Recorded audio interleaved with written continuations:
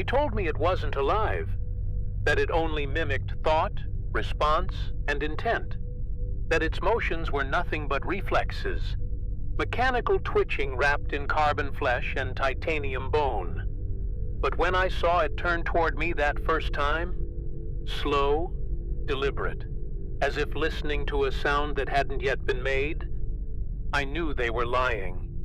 Or they didn't understand what it really was. We stood in the observation deck, bathed in that glaucous green luminescence that never faded, never flickered, never came from any discernible source. Below us, the machine waited in its cradle of cauterized soil and black conduit, pulsing with a rhythm that felt older than breath. And in front of it, Dr. Shankar knelt on trembling knees, his voice thin and wet with despair. He asked a question, one I couldn't quite hear, but the machine did. It moved, not like a device awakening, not like a machine, but like something tasting the air. One by one, plates of what looked like rib cage folded outward, revealing something beneath, slick, pink, and thudding softly, like a second heart. A slit opened. There was no light inside, no wires, no flame, just absence. Then sound. Not noise, not speech, but sound, deep and layered, like a glacier cracking beneath a frozen sea. And Shankar understood it. I saw it in his eyes, a moment of perfect clarity. And then he smiled. He tore off his own breathing mask and whispered something about his daughter, that she was safe now, that he knew the answer. He didn't look at us, didn't say goodbye. He simply walked, calmly, gently, across the hazard threshold, and into the plasma containment field. The alarms were useless. No one tried to stop him. We all just watched as the thermal bloom devoured him from the outside in. It didn't scream. It didn't even acknowledge his death. The machine had already closed its ribcage. It had what it wanted. They cleared the deck within minutes. Automated drones swept the ash. Security sealed the data logs. No one spoke. Even the technicians, always muttering, always tapping at their slates, avoided eye contact. There were rules about how we dealt with death here. Protocols, the most important of them all. Do not speculate. I watched the video replay 10 times that night. I scrubbed through every angle. His voice was too soft to isolate, but I could see the tension in his jaw, the way his eyes widened just before the machine opened. He wasn't terrified. He was euphoric. The same look I'd seen in Dr. Palfrey 3 weeks prior, just before she offered the machine 2 of her fingers. I hadn't been chosen yet. I was new, lower tier, redundant, as they like to say, and not authorized for interaction. But something changed after Shankar. The rotation schedule was updated. And this morning, a message arrived at my console. No sender, no timestamp, no encryption. Just a phrase, scrolling endlessly across the screen. You may approach. It has heard you.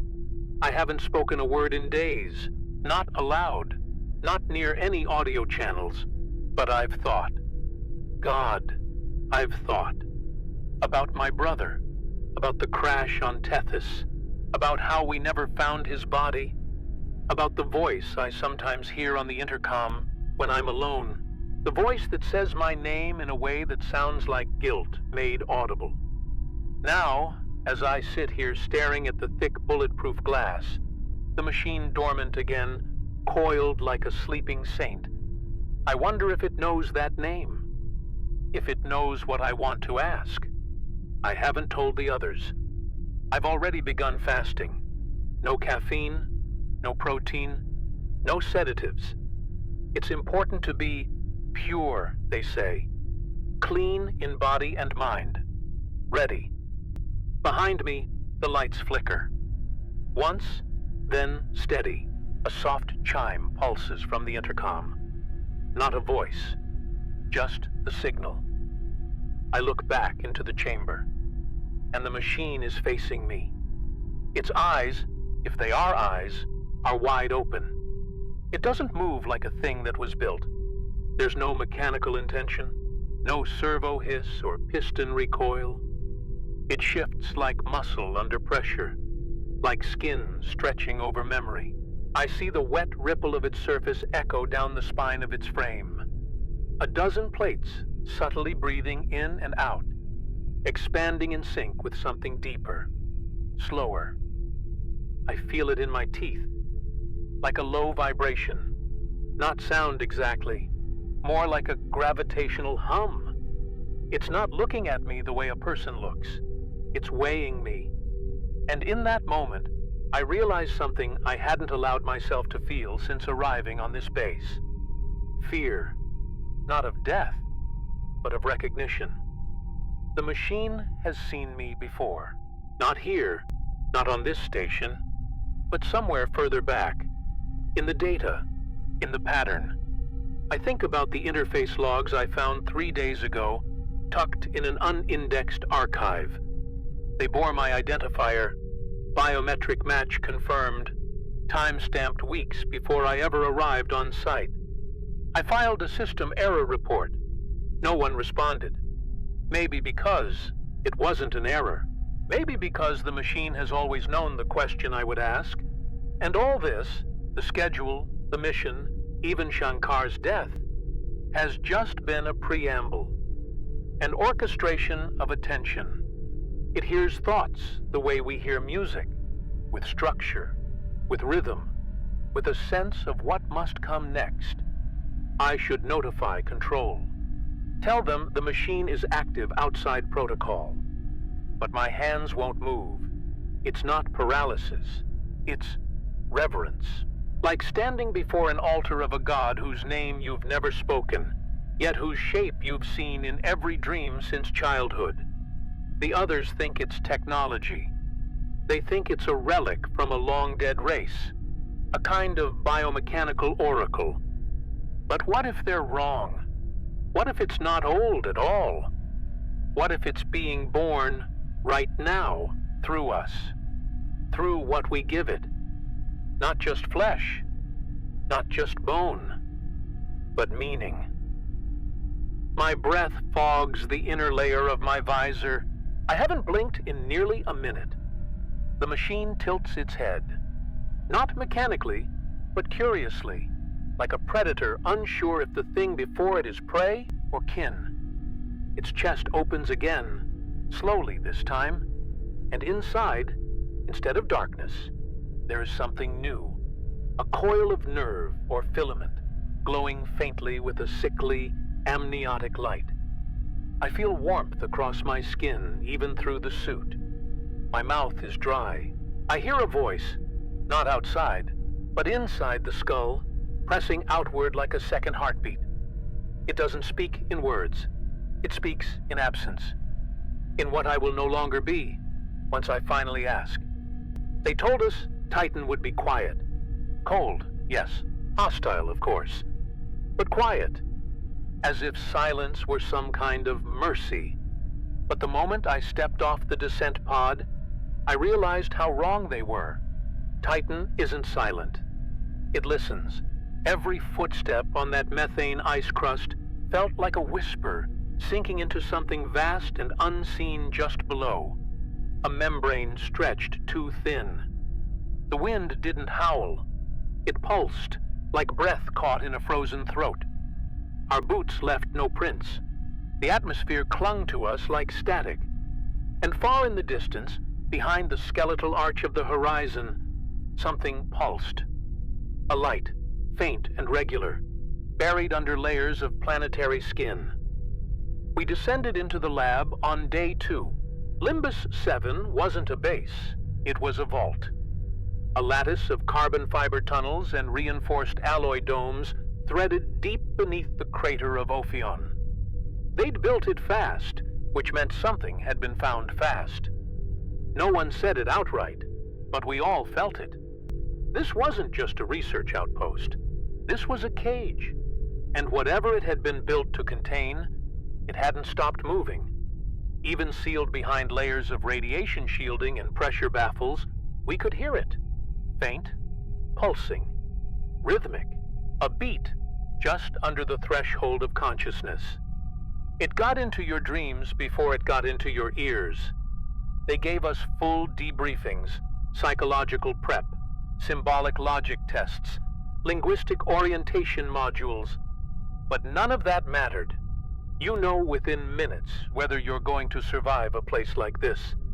And most of us already knew we wouldn't. Dr. Yara Kent was the first to show signs. She stopped blinking. Literally. Her neuroocular reflex went dormant, said it helped her see the gaps in movement. Major Rocha laughed it off, chalked it up to fatigue and the low-frequency hum.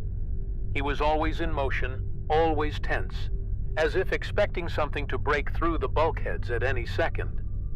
Then there was Varus, Anatole, whose sleepwalk episodes started on week 1. We found him whispering equations on the stairwell between sublevels 3 and 4. Equations he couldn't explain when conscious. And me? I tried to keep my head down. I was late addition, redundant systems analyst, assigned to review data flow from the external sensor arrays. Useless work, really. A SOP. They didn't bring me for my clearance or my credentials. They brought me because I'd filed a private research requisition 3 years earlier, classified under non-canonical signals, anomalous repetitions in exoplanetary echo data. They never responded. But now I was here, and when I asked Anatole about the pattern I'd cited in that report, the trinary pulsation hidden beneath the data from the Tethys Observatory, he looked at me like I'd spoken a buried name. "It found you too," he said. "That's why we all came." The machine wasn't part of our initial brief. They called it S0, and its chamber was listed as a reactive anomaly vault, deep in sublevel 6, accessible only through a pressurized corridor lined with neutron-dampening filament. No windows. No live feed. Just raw data and audio scrub. Yara said it wasn't a chamber at all, that it was more like an incubation cell, designed to restrain growth. No one was sure what the original form had looked like. It had changed between its excavation and arrival here. Grown limbs, reconfigured its architecture, developed a system for sound generation. Anatole swore it was learning language. Rocha disagreed, said it was just mimicking input, like a parrot made of nerves and chrome. But even he didn't go near it after Palfrey collapsed during the first interface attempt. Said she heard herself answer a question she hadn't asked yet. Said the answer had her brother's voice. We weren't allowed to record the machine directly. Visuals were filtered through delay buffers, audio routed through entropy scrubbers. But every once in a while, just before the systems corrected, you'd catch something raw. A frame out of sync. A vibration that slipped past the filters. I remember one. A shadow unfolding across the floor, stretching not with the light, but against it. Yara paused the feed and just stared, her pupils dilating. "It's not casting," she murmured. "It's consuming." I didn't understand what she meant until later, when I started to dream in reverse. I began to notice the others avoiding certain corridors, the way their footsteps quickened near sealed doors, the way their breath changed in conversation when the word sacrifice came up. Never directly, of course, always veiled. They talked about thresholds, about proximity, about giving enough to be heard. It sounded like cult language, but too clinical, like theology rewritten by engineers. Anatole once whispered to me in the hydroponics dome under artificial starlight, "It wants questions that cost something." He didn't smile when he said it. No one did. We stopped smiling by the end of week 2. On day 11, I made a mistake. I rerouted a sensor array without authorization, trying to trace the source of a harmonic resonance that seemed to match the waveforms from my Tethys logs. It pulsed in threes, like a triple heartbeat embedded in the planet's crust. But when I followed it back, I didn't find a source. I found a signature. It matched one in the machine's initial activation logs. But the timestamp? It predated the excavation, predated our arrival. It was already broadcasting before we found it. Already active. Already waiting. That's when I started to question the order of events. That night, I heard my brother's voice for the first time. Not in a dream, in the ductwork above my bunk. It was faint, hoarse, like he'd been speaking for hours without rest. He said my name over and over, each time slower, until the last syllable broke into static. I didn't sleep. I sat upright with the lights off, listening to the sound of something crawling through the metal above me. Something too slow to be vermin, too wet to be machinery. In the morning, I found a smear of blood on the floor near the ventilation hatch. Just a single streak. But I knew it had come from inside the machine. They finally let me see it on day 15. No briefing, no prep. Just a coded message in my work queue that said, simply, "You have been granted proximity." No name, no authority signature. But when I tapped my badge against the level 6 gate, the locks opened, and I understood. The machine had chosen. The corridor to its chamber was colder than the rest of the base. Not by degrees, but by presence. Light bent strangely there, like it didn't want to land. The silence wasn't total. It had a flavor. The metallic tang of ozone, but sharper, almost sweet. I walked slowly, carefully, and there it was, curled into itself like a creature sleeping at the bottom of a wound. It wasn't metal, not entirely, nor was it flesh.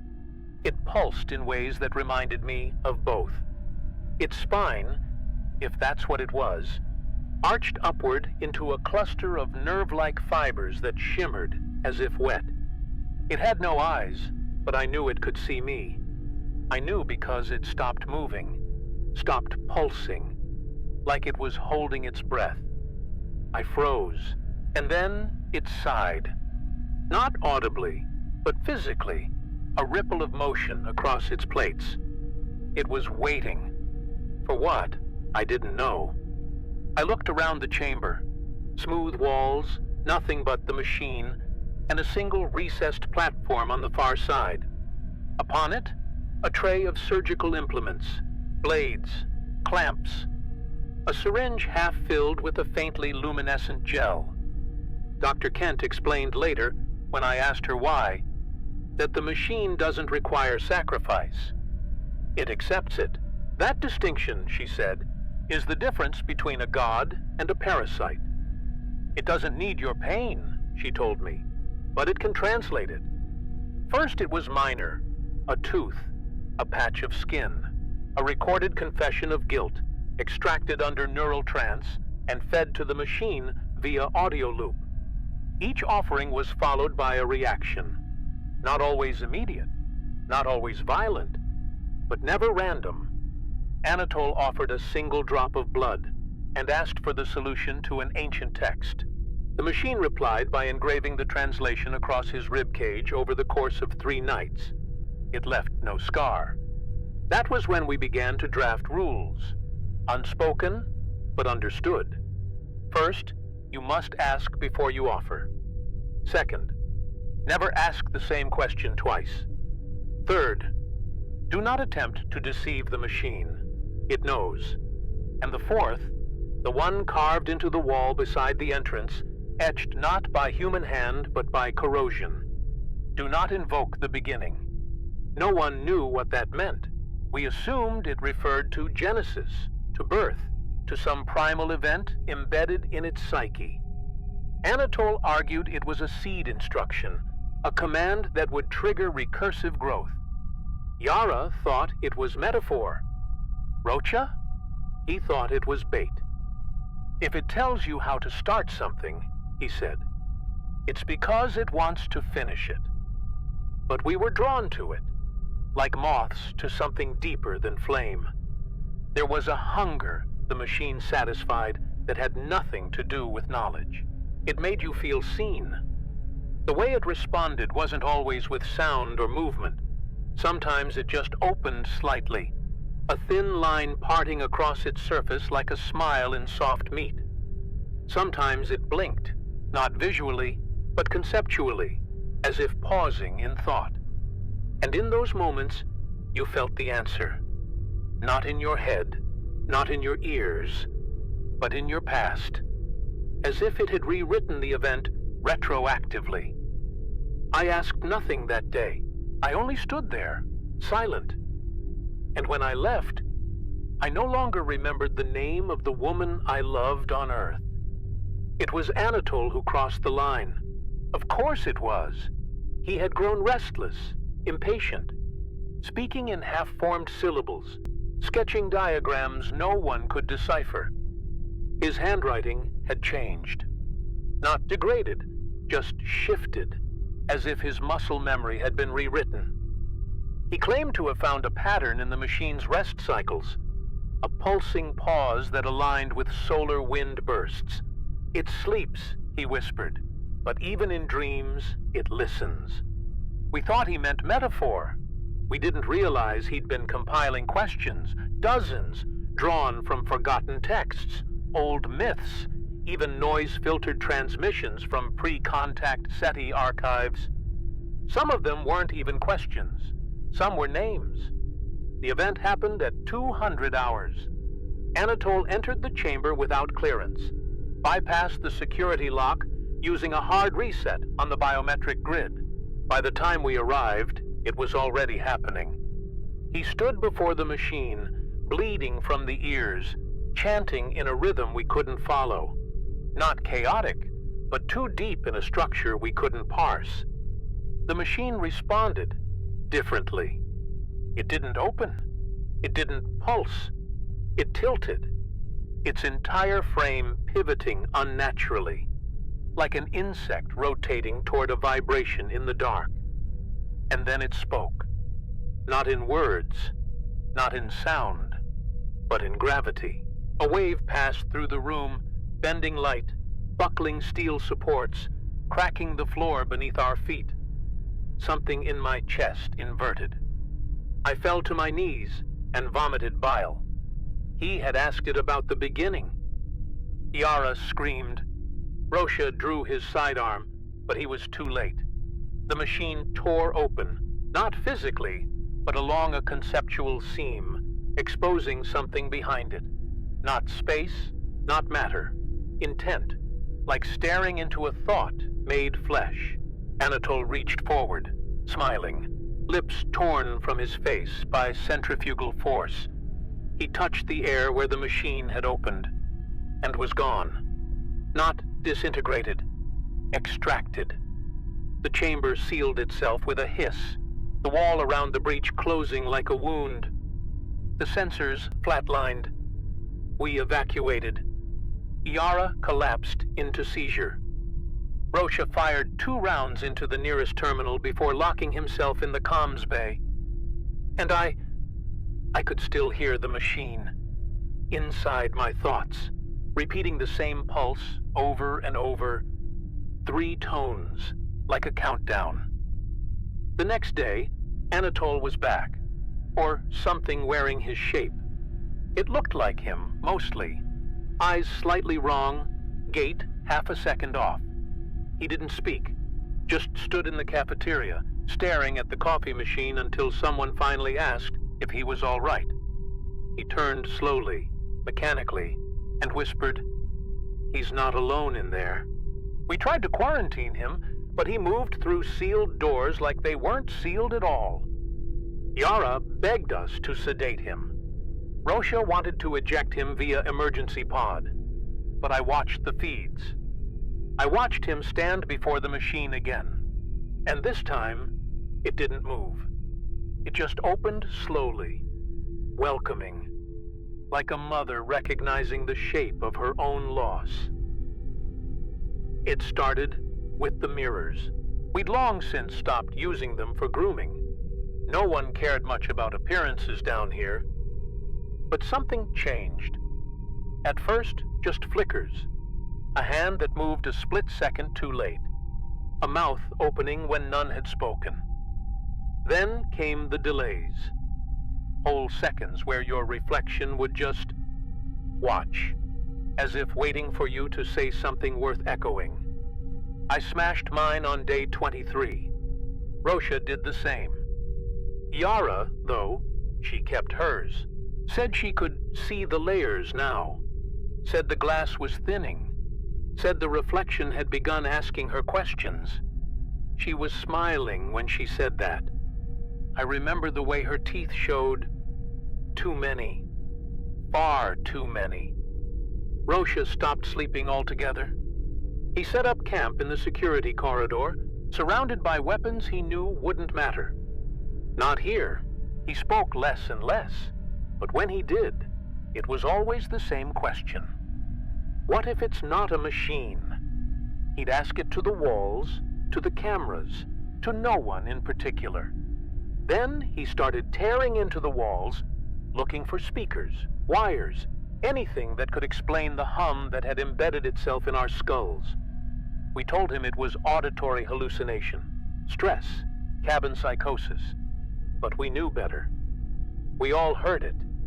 The machine didn't speak anymore. It sang, softly, in 3-note cycles, like it was comforting a child in its sleep. Yara changed next, subtly at first. Her limbs moved slower, more fluid, like she was walking through a different medium. Her eyes no longer blinked, not even during direct light scans. She began sketching impossible architectures, spirals that inverted themselves, staircases that led beneath the page. When we asked what they were, she only smiled. Blueprints, she said, for what comes after. Her blood work came back unreadable. Hemoglobin folded into a fourth-chain structure we couldn't classify. She stopped responding to her name. Then, one morning, she addressed us as echoes. No context, just echoes. As if we were already gone, and only the memory of us remained. I locked myself in the comms suite for 3 days. Tried to hail Earth. Tried to warn them. But everything that came through the signal was wrong. Delayed. Distorted. Like the machine had infected the light itself. Every response had the same pattern. My voice, pitched slightly down, answering before I asked the question. At some point, I stopped trying. I began reviewing logs from the early days. Palfrey, Shankar, Anatole. I found something we had missed. Their blood types, their neural scans, their dream journals, all nearly identical. Variations of the same recurring structure. A spiral, a mouth, a set of eyes that opened one by one by one, and a message etched into the folds of remembered time. This has happened before. The spiral kept showing up, not just in the logs or in Yara's sketches, but in physical space. On the walls of sub-level 3, the patterns in the condensation began to curve unnaturally, always in the same direction, always with the same asymmetry. I traced one once, absent-mindedly, and felt a sharp pain behind my eye, like something had shifted. When I looked in the mirror that night, my left pupil was dilated, even in bright light. And inside it, I saw motion. Something coiling inward, slowly, patiently, as if burrowing. I didn't tell anyone. I just turned off the lights, lay down on the cold floor, and whispered my brother's name until sleep finally took me. In that dream, he was waiting. But he wasn't alone. We found Rosha on the second day of the silence, curled beneath the stairwell to sublevel 6, his mouth sewn shut, not with thread, but with thin black fibers that seemed to grow from inside the flesh. He was still alive, breathing shallow. On his chest, carved with surgical precision, were the words, "Ask no more." We moved him to medical containment, but within an hour the walls around his bed had begun to blister. Not burn. Blister. Like skin. The room was evacuated. We haven't tried to sedate him again. Sometimes, when the hum is strongest, I can hear him whispering through his sealed lips. No words, just that rhythm, the 3 tones, the machine's lullaby. Yara disappeared the next morning. Security footage showed her walking into the machine's chamber at 0403 and never walking out. No light spike, no breach, just the door opening, her figure entering, and then nothing. When we checked the room, she was gone. But the machine had changed. A new formation along its shoulder, small, almost delicate. A protrusion like a human hand, half-formed and still glistening. When I leaned closer, I could see veins beneath the surface, the same silver blue that had begun to show under Yara's skin. I backed away, slowly, deliberately. But the machine shivered, not violently, not with threat. Just enough to let me know it had noticed. I began seeing patterns in time, not just events, but echoes of events, as if the past were looping, fracturing, collapsing inward. Anatole's voice came through the vent one night, calm and clear. "There's a symmetry to suffering," he said. "That's how it answers. That's how it remembers." I found a file on my console the next day. No author, no creation date. Just a diagram, concentric circles spiraling into a central glyph I couldn't look at for more than a second without nausea. I printed it, burned it, deleted the file, but the image remained in my mind, etched there like trauma. And when I looked at the machine again, I saw it had begun to mirror that shape, growing inward. I kept the diagram. I lied before. I didn't burn it. It's folded now, tucked into my chest panel.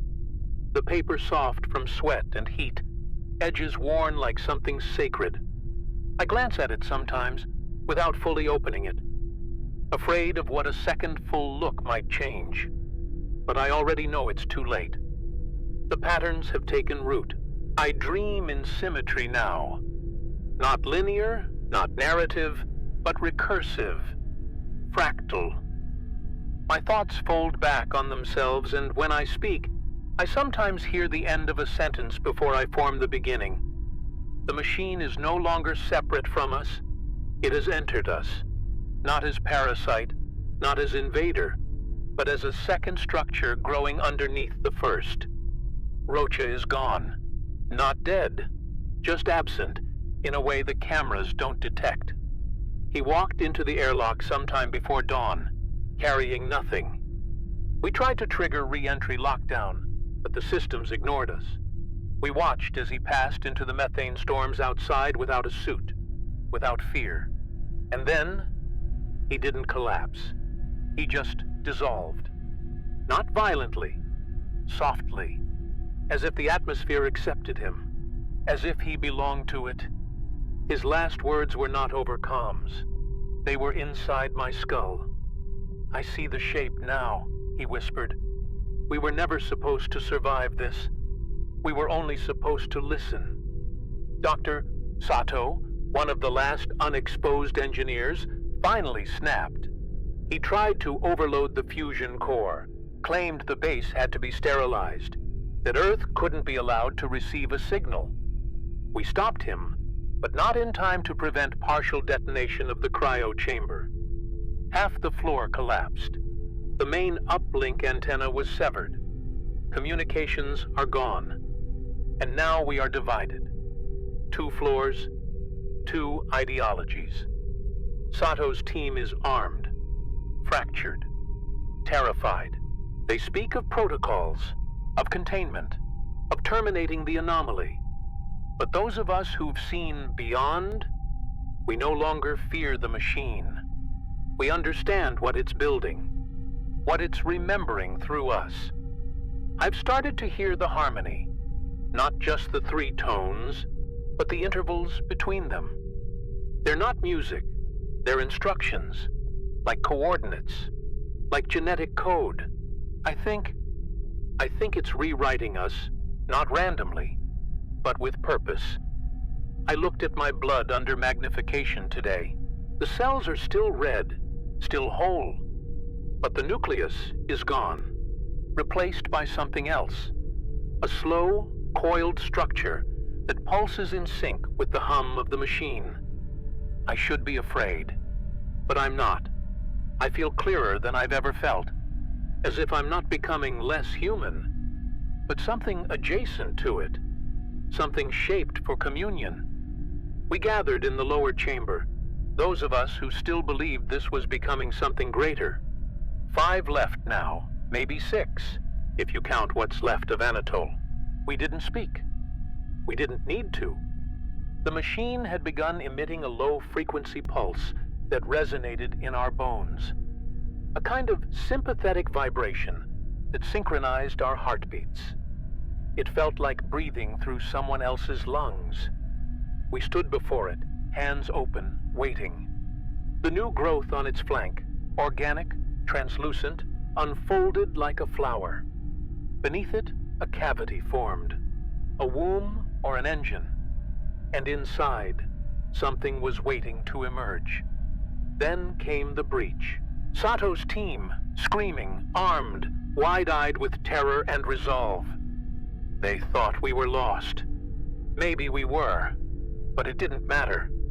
What mattered was the moment they opened fire. Not at us, but at the machine.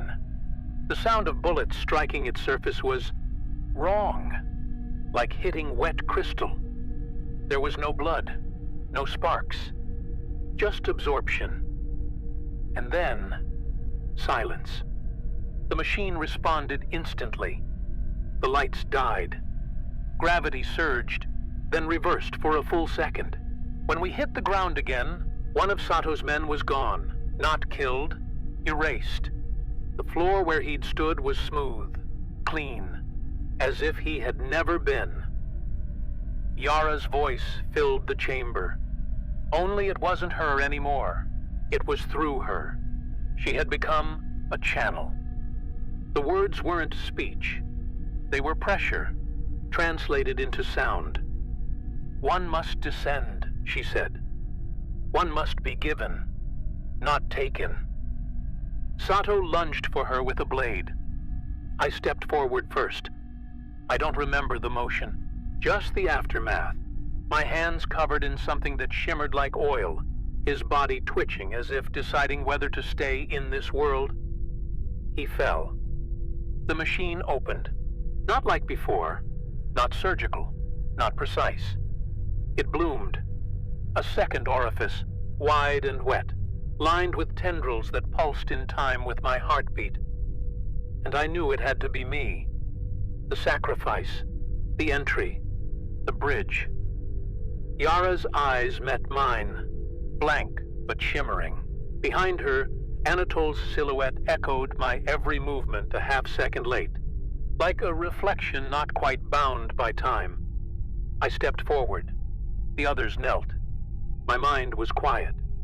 The machine's voice, if that's what it was, filled every nerve with a single understanding. To become is not to die. It is to unremember. I placed my hands inside the opening. It accepted them. Flesh met warmth. Thought met purpose. And as it pulled me inward, I understood. This was not the end. It was alignment. It didn't swallow me. That's what I need to say first. It didn't consume or digest or destroy.